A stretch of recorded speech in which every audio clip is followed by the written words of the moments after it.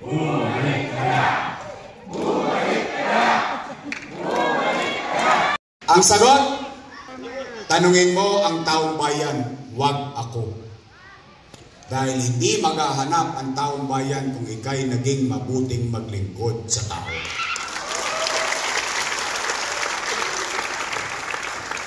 Magandang araw sa inyong lahat. Salamat sa Diyos. Buhay tayong lahat. Opo, dalanan, ipaalala ko sa inyo, marami na tayo kamag-anak, kapitbahay, kaklase, kakilala, wala na sa mundo dala ng tinamaan ng COVID-19. Alam natin pare-pareho. Ang pangamba natin, araw-araw na ginawa ng Diyos, baka tayo na yung susunod. Pero salamat sa Diyos, magkakasama tayo ngayon. Ano man ang hirap, buhay tayong lahat nakaraos. Di ho ba? Kahit anong hirap, habang buhay, may naman. Kamusta kayo? Naman? Hindi, kaya ko kayo tinatanong kung kayo kamusta. Kasi sa pag-ikot-ikot ko, ito po, sinatsaga ko po ito. Ito, lagi po ito, regular. Nakikipag-ugnayan ako sa taong bayan. Kamusta ko sila. Kung saan ako umiikot, patay, bingo, Caracross, pool. Ito, town hall. Ang lagi sinasabi ng tao, bumalik ka na. Bumalik ka na. Bumalik ka na. Bumalik ka na. Bumalik ka na. Ang tanong ko, bakit kayo naghahanap ng iba? Meron namang nakaupo.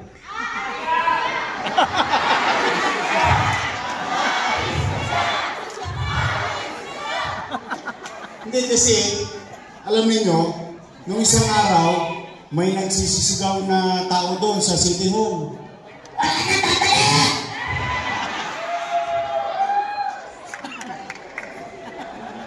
Hindi ko man naintindihan.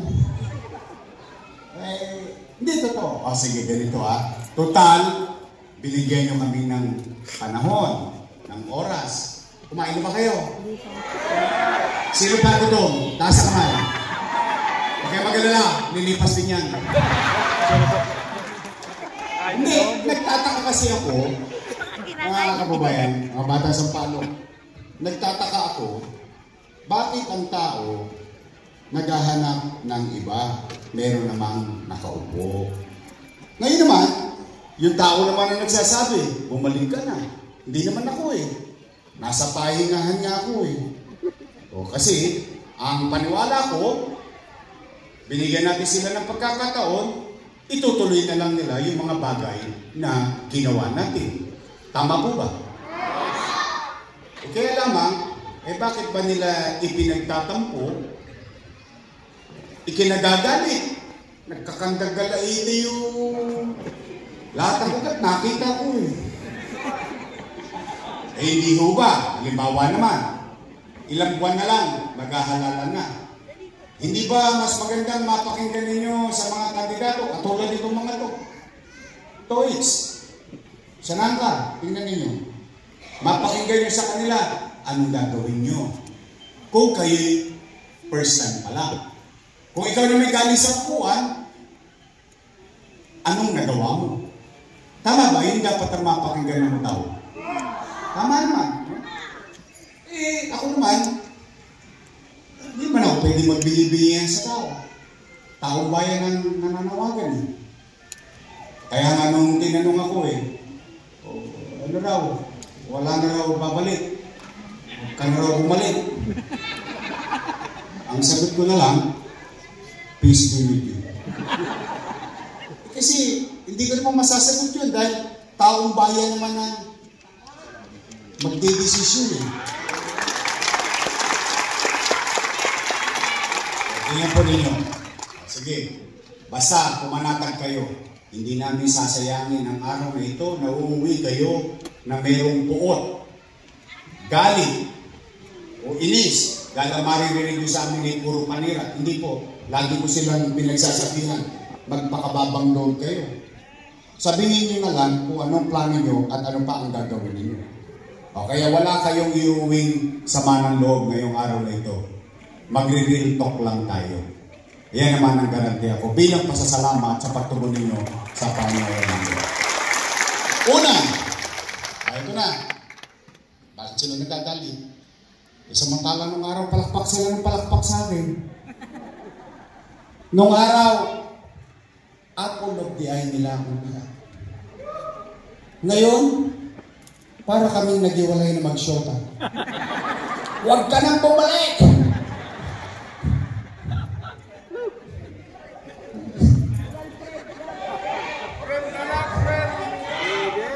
Mga kababayan, alam nyo, kaya wala kayong maririnig sa akin sa kanila.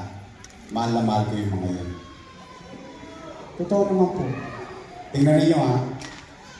Dahil ni minsan, hindi ko ipinagkaila sa inyo na malaki ang utang na loob ko kay Danny Lacuna. Hindi yan ikinubli. Hindi yan itinago. Hindi ko yan itinanggi.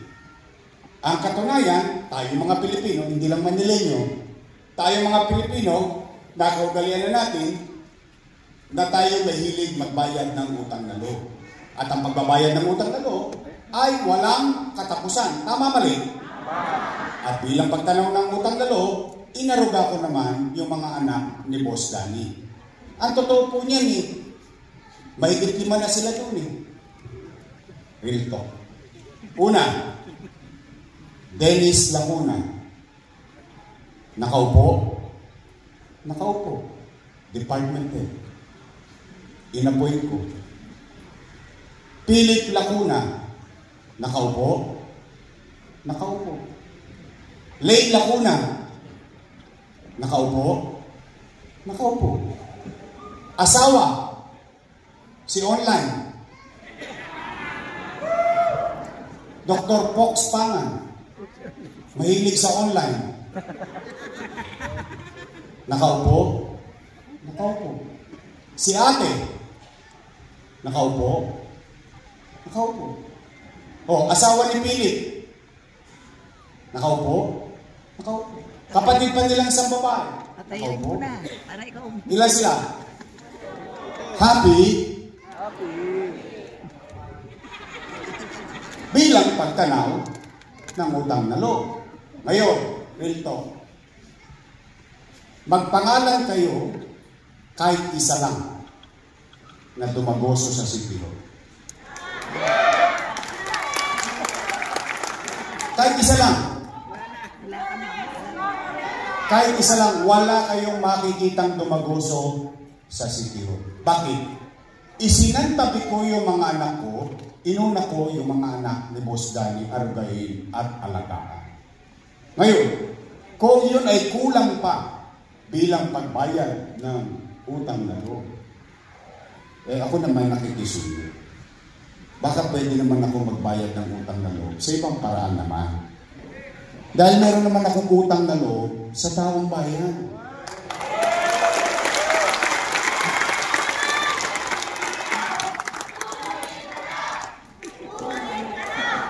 Kundi dahil sa Diyos at sa inyo, wala ako sa kinalalagyan ko.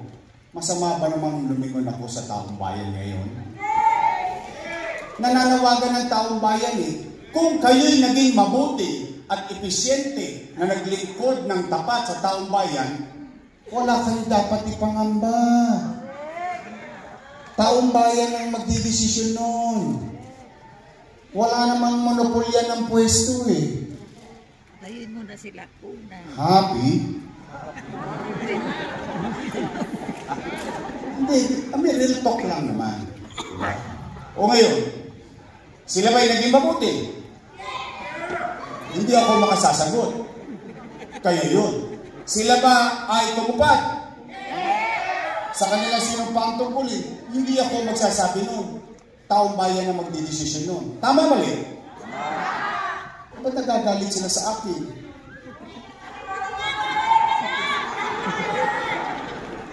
Okay. bilang Pangulo, talaga ba talagang gusto niyo akong bumalik? Taas ang kamay ng gusto akong bumalik. Maraming salamat. Binigyan ninyo ako noong 2019 ng pagkakataon na maging mayor kahit sa murang edad. Sana hindi ko kayo naipaya, lalo na nung panahon ng pandemya.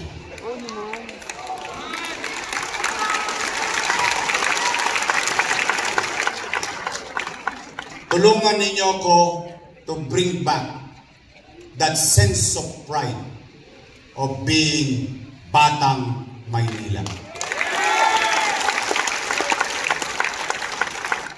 Kayawan Diyos, huwag kayong mag-alala. Ano mang suliraning kakarapin natin, umasa kayo. Hindi ako magtututuro ng daliri ng may daliri. Muka ng may muka. When I'm going to take that responsibility, sabi nga ni Sharon Cuneta, pasan ko ang daigdig. And with the help of our party mates, we will work hand in hand to bring back its greatness. This city, the capital, and the window of opportunity of our country, the city of Manila and its people. So muli, mag-ingat kayo pa uwi. Huwag na kayo pumunta sa 150, mga lalaki rito, ha? 150. I love you! Maraming salamat. Pagpalain naman kayo na po ang may kapal. Manila! God bless! Thank you!